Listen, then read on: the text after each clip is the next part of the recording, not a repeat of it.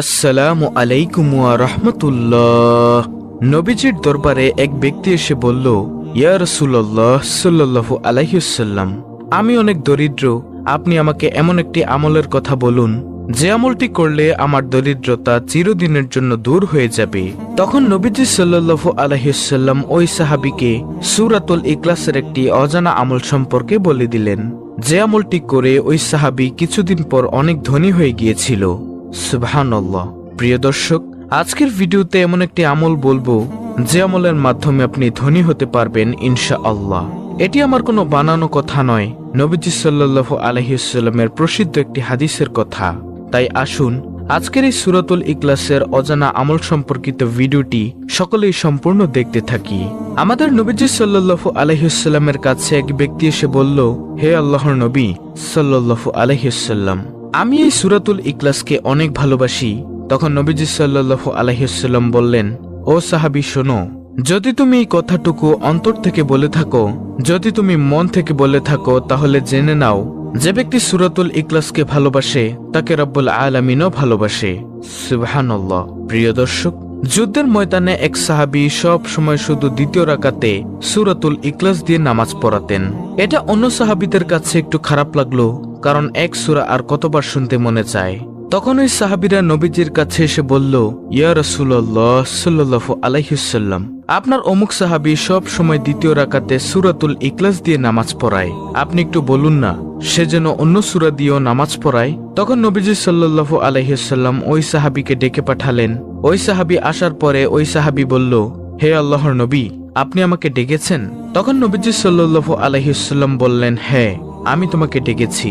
তোমার নামে নালিশ এসেছে, তুমি নাকি দ্বিতীয় রাকাতে সব সময় সূরাতুল ইখলাস দিয়ে নামাজ পড়াও, এটা তুমি কেন করো? তখন ওই সাহাবী বলল, ও নবী, আমি এটা করে থাকি তার একমাত্র কারণ হলো আমি সূরাতুল ইখলাসকে মন প্রাণ দিয়ে ভালোবাসি। তখন নবীজি সাল্লাল্লাহু আলাইহি ওয়াসাল্লাম আশ্চর্যান্বিত হয়ে বললেন, আসলেই কি তুমি সূরাতুল ইখলাসকে মন প্রাণ দিয়ে ভালোবাসো?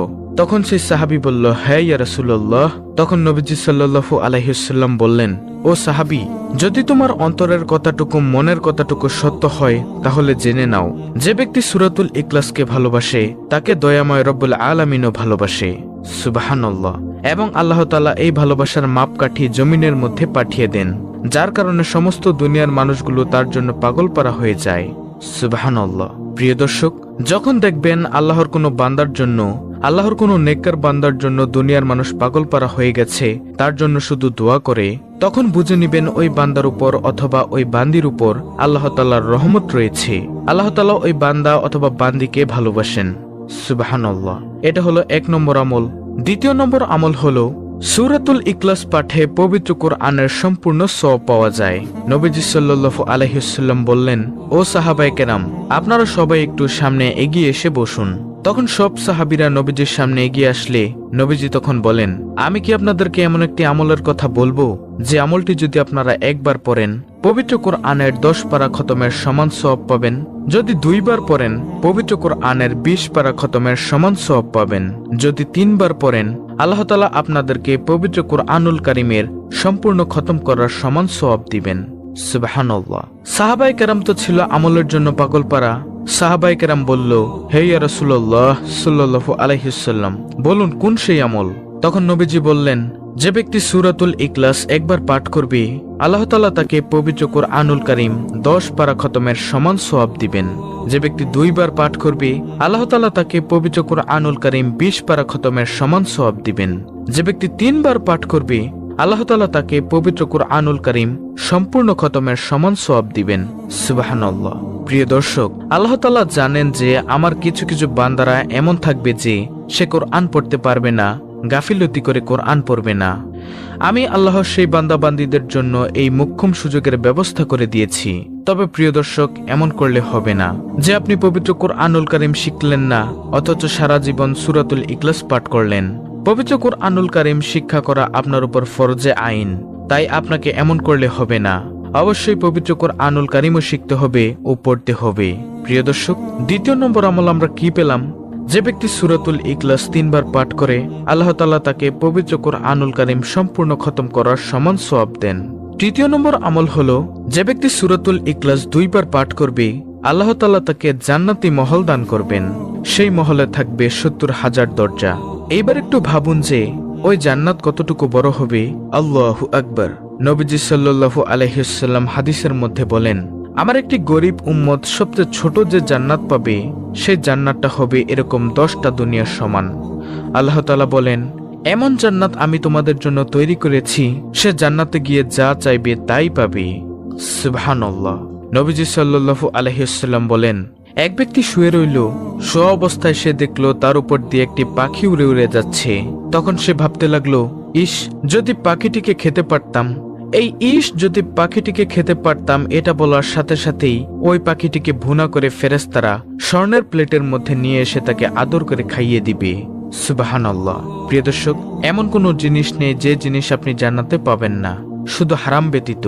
আর জান্নাতের মধ্যে কেউ হারাম চাইবেও না, কারণ ওই মন মানসিকতা, শয়তানের ওয়াসওয়াসা ওইখানে থাকবে না। প্রিয় দর্শক, গেল 3য় নম্বর আমল। 4র্থ নম্বর আমল হলো সূরাতুল ইখলাস পাঠের মাধ্যমে দরিদ্রতা দূর হয়ে যায়।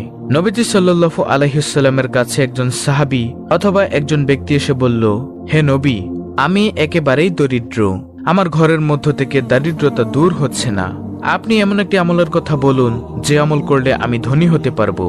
তখন নবীজি সাল্লাল্লাহু আলাইহি ওয়াসাল্লাম বললেন, ও সাহাবী, শোনো, যখন তুমি ঘরে প্রবেশ করবে তুমি সালাম দিয়ে ঘরে প্রবেশ করিও এবং সূরাতুল ইখলাস পাঠ করে ঘরে প্রবেশ করিও, তাহলে তোমার ঘর থেকে দরিদ্রতা দূর হয়ে যাবে।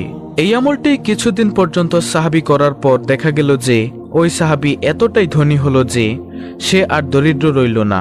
সুবহানাল্লাহ। ওই সাহাবী এসে বলল, ও নবী, আপনি যে আমলের কথা আমাকে বলেছেন সে আমলের মাধ্যমে আমি ধনী হয়ে গিয়েছি। আল্লাহু আকবার। প্রিয় দর্শক, সূরাতুল ইখলাসকে যে ভালোবাসে তাকে রব্বুল আলামিন ভালোবাসে। এটা গেল 1ম নম্বর আমল।